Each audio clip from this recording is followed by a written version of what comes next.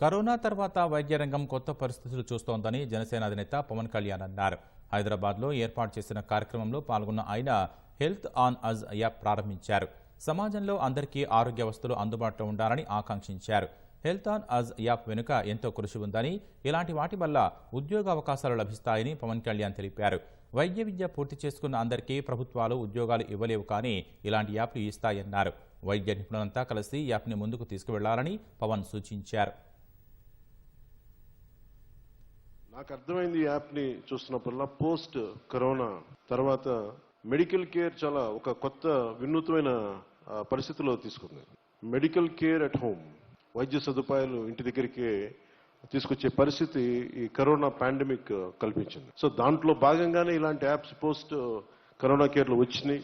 దాంట్లో భాగంగానే ఈ పర్టికులర్ హెల్త్ ఆన్ అజ్ ఈ మెడికల్ యాప్ అద్భుతమైన విజయం సాధించాలి.